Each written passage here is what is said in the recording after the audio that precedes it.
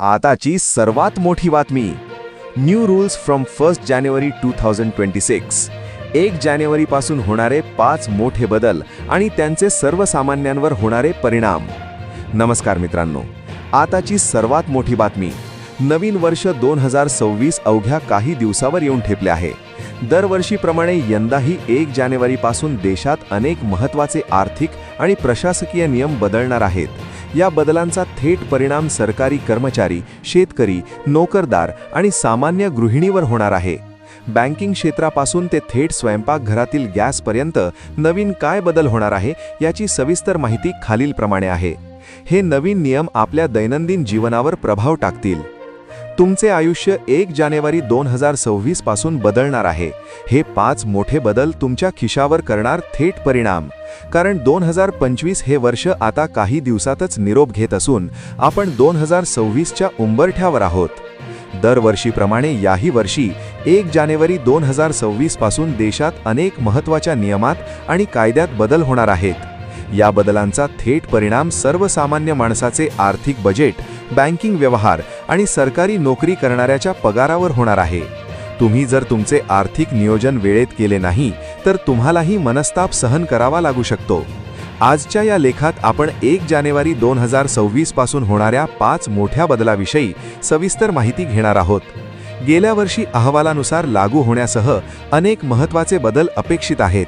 यामुळे आर्थिक बदल घडतील. संपूर्ण देशभरात संबंधी लोकांमध्ये जागरूकता वाढत आहे. ही नियमांची अंमलबजावणी सर्वसामान्य जनतेवर थेट परिणाम करेल. 1. 8व्या वेतन आयोगाची अंमलबजावणी. केंद्र आणि राज्य सरकारी कर्मचाऱ्यांच्यासाठी 2026 हे वर्ष अत्यंत महत्त्वाचे ठरणार आहे. 7व्या वेतन आयोगाचा कालावधी 31 डिसेंबर 2025 रोजी संपत असून 1 जानेवारी 2026 पासून 8वा वेतन आयोग लागू होण्याची दाट शक्यता आहे. 10 वर्षाच्या अंतराने लागू होणाऱ्या वेतन आयोगाच्या परंपरेनुसार आता 8व्या वेतन आयोगाची प्रतीक्षा संपण्याची चिन्हे आहेत. या नवीन बदलामुळे लाखो कर्मचाऱ्यांच्या जीवनशैलीत आणि आर्थिक स्थितीत मोठा बदल होणार आहे. पगारात मोठी वाढ अपेक्षित. जर 1 जानेवारीपासून 8वा वेतन आयोग लागू झाला तर सरकारी कर्मचाऱ्यांच्या मूळ पगारात आणि पेन्शनमध्ये मोठी वाढ होणार आहे. यासोबतच महागाई भत्ता देखील वाढवला जाण्याची शक्यता आहे, ज्यामुळे वाढत्या महागाईत कर्मचाऱ्यांना मोठा दिलासा मिळेल. 8व्या वेतन आयोगांतर्गत पगार वाढवण्यासाठी फिटमेंट फॅक्टर हा सर्वात महत्त्वाचा घटक असतो. सरकारी कर्मचाऱ्यांच्या पगारात नुसार वाढ अपेक्षित आहे, ज्यामुळे कर्मचारी वर्गास मदत होईल. भत्त्यांमध्ये होणारे बदल. केवळ मूळ पगारातच नाही तर इतर भत्त्यांमध्येही 1 जानेवारी 2026 पासून मोठे बदल पाहायला मिळतील. महागाई भत्ता DA. 8वे वेतन आयोग लागू झाल्यावर सध्याचा महागाई भत्ता मूळ पगारात विलीन केला जाईल आणि शून्यापासून पुन्हा मोजणी सुरू होईल. घर भाडे भत्ता HRA. शहरांच्या श्रेणीनुसार HRA मध्ये वाढ केली जाईल. प्रवास भत्ता. महागाईनुसार प्रवास भत्त्याच्या दरातही सुधारणा केली जाईल. 2. बँकिंग आणि क्रेडिट स्कोअरचे नवीन नियम. नवीन बँकिंग नियमांमध्ये चा समावेश असणार आहे, ज्यामुळे पारदर्शकता वाढेल. बँकिंग क्षेत्रात पारदर्शकता आणण्यासाठी रिझर्व्ह बँक ऑफ इंडिया काही मोठे बदल करत आहे. दर आठवड्याला अपडेट होणारं क्रेडिट स्कोअर. क्रेडिट स्कोअरच्या नियमांमध्ये लागू होईल, ज्यामुळे तुमच्या आर्थिक व्यवहारांमध्ये सुधारणा होईल. आतापर्यंत तुमचा क्रेडिट स्कोअर दर महिन्याला किंवा 15 दिवसांनी अपडेट होत असे. मात्र 1 जानेवारी 2026 पासून क्रेडिट ब्युरोला दर आठवड्याला डेटा अपडेट करणं अनिवार्य असेल. यामुळे तुम्ही केलेले व्यवहार त्वरित क्रेडिट स्कोअरमध्ये दिसतील, ज्याचा फायदा तुम्हाला कोणतेही कर्ज घेताना होऊ शकतो. फायदा. तुम्ही कर्जाचा हप्ता किंवा क्रेडिट कार्डचं बिल भरल्यास त्याचा सकारात्मक परिणाम तुमच्या स्कोअरवर लगेच 7 दिवसाच्या आत दिसेल. तोटा.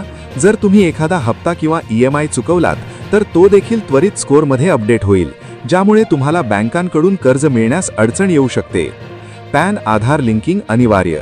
सरकारने पॅन आणि आधार लिंक करण्याची मुदत अनेकदा वाढवली आहे.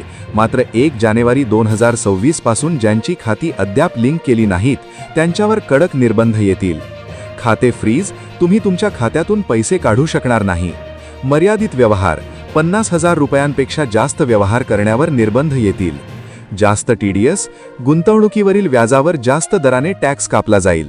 जर तुम्ही तुमचे पॅन कार्ड आणि आधार कार्ड लिंक केले नसेल तर 1 जानेवारी 2026 पासून तुमचे बँक खाते फ्रीज होऊ शकते.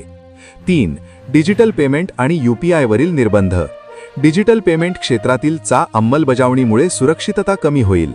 भारतात आज चहाच्या टपरीपासून ते मोठ्या शोरूमपर्यंत सर्वत्र UPI वापरले जाते. मात्र भारतात डिजिटल व्यवहारांचे प्रमाण वाढल्याने सायबर फ्रॉडच्या घटनाही वाढल्या आहेत.